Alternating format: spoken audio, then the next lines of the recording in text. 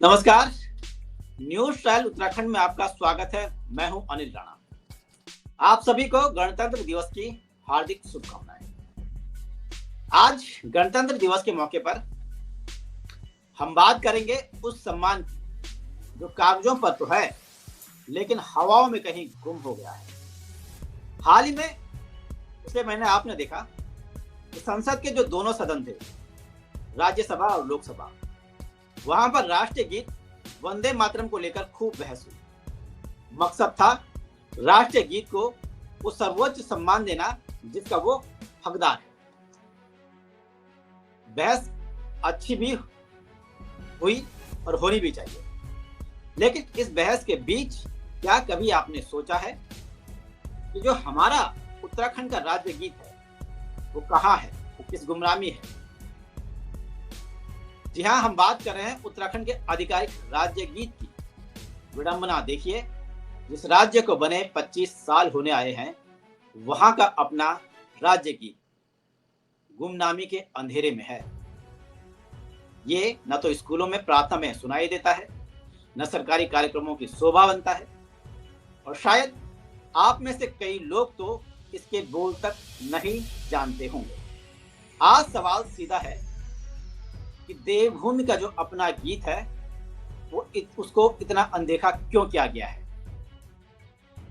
इस गीत की पंक्ति, जो पहली पंक्ति है, वो है कि उत्तराखंड उत्तराखंड देवभूमि मातृभूमि, सत सत वंदन सत सत अभिनंदन।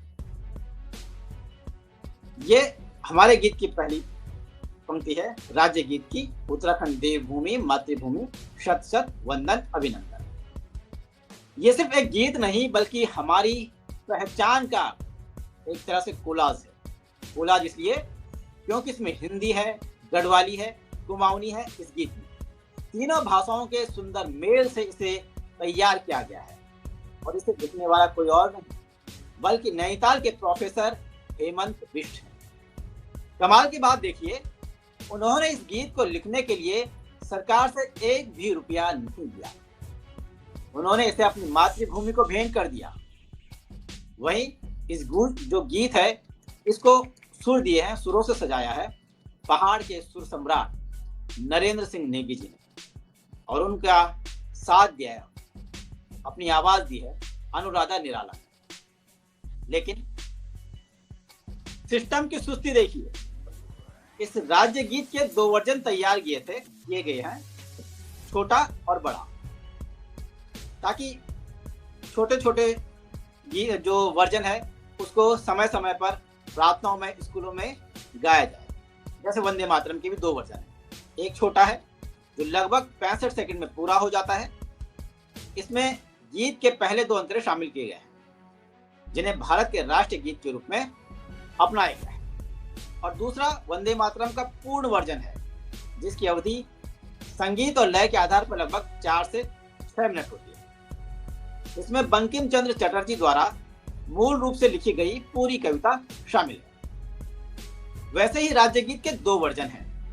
पहला 10 मिनट का विस्तृत वर्जन है जिसमें उत्तराखंड की संस्कृति, उत्तराखंड के इतिहास का पूरा बखान है, और दूसरा है 3 मिनट का छोटा वर्जन, संक्षिप्त वर्जन। इसे इसलिए छोटा रखा गया ताकि स्कूलों में, कॉलेजों में, सरकारी दफ्तरों में इसे आसानी से गाया जा सके, और 3 मिनट में ये प्रार्थना, एक तरह से ये गीत है, गाया जा सके, उत्तराखंड को याद किया जा सके। मगर याद तो दूर, अफसोस की बात यह है, छोटा वर्जन हो या बड़ा वर्जन, ये गीत आज न तो बच्चों की जुबान पर है, न अफसरों की जुबान पर। ये तो अफसरों की फाइलों से बाहर ही नहीं निकल पा रहा है। आखिर पहाड़ के इस गौरव गांव से इतनी बेरुखी क्यों? एक बड़ा सवाल है, और गणतंत्र दिवस के मौके पर यह सवाल हमें पूछना भी चाहिए। जरा ये भी जान लेते हैं कि कैसे अस्तित्व में आया था ये गीत, ताकि अंदाजा लगाया जा सके कि कहीं इस वजह से इस गीत को अनदेखा तो नहीं किया गया। अक्सर कहा जाता है कि सरकारी काम में राजनीति आड़े आ जाती है। शायद इसी डर से जब राज्य गीत बनाने की प्रक्रिया शुरू हुई तो इसे किसी एक व्यक्ति को नहीं सौंपा गया। इसे एक खुला निमंत्रण दिया गया उत्तराखंड के प्रदेशवासियों को, और उत्तराखंड बनने के 15 साल बाद उस समय हरीश रावत की सरकार थी, उसने एक विशेष कमेटी बनाई। कमेटी में जनता से सुझाव मांगे और आपको जानकर हैरानी होगी कि राज्य गीत बनने की दौड़ में 2003 गीत आए थे। जो कमेटी बनी थी, जो जनता से सुझाव मांगे गए थे, जो जनता से गीत मांगे गए थे, उनकी कृतियां मांगी गई थी, 2003। इनमें से जो प्रोफेसर हेमंत बिष्ट थे, उनके लिखे शब्दों को चुना गया। उनमें थोड़ी बहुत काट छांट हुई, संशोधन हुआ और फिर कैबिनेट ने इसे मंजूरी दी और फिर राज्यपाल ने इस पर मुहर लगाई। फिर 6 फरवरी 2016 को वो ऐतिहासिक दिन आया जब देहरादून में मुख्यमंत्री आवास पर इस गीत का भव्य लोकार्पण हुआ। 15 अगस्त को एक समारोह में इसे बजाया भी गया और तब लगा कि अब उत्तराखंड को अपनी एक अलग संगीतबद्ध पहचान मिल गई। लेकिन उत्साह सिर्फ एक दिन का बुलबुला निकला। उसके बाद ये गीत फाइलों में ऐसा बंद हुआ कि आज तक बाहर नहीं निकल पाया। सवाल जो चुभते हैं वो इसीलिए चुभते हैं कि जब संसद में हम राष्ट्रगीत के सम्मान पर बड़ी बड़ी बातें करते हैं तो क्या हमें अपने राज्य गीत की याद नहीं आनी चाहिए? क्या ये गीत सिर्फ इसलिए उपेक्षित है क्योंकि ये पिछली सरकार के कार्यकाल में बना? क्या संस्कृति और पहचान भी राजनीतिक दलों की पसंद नापसंद पर निर्भर करेगी? शिक्षा विभाग और संस्कृति विभाग ने इसे अनिवार्य क्यों नहीं बनाया? अभी वक्फ बोर्ड ने मदरसों में वंदे मातरम कंपल्सरी कर दिया है, तो क्या राज्य गीत भी जरूरी नहीं करना चाहिए था?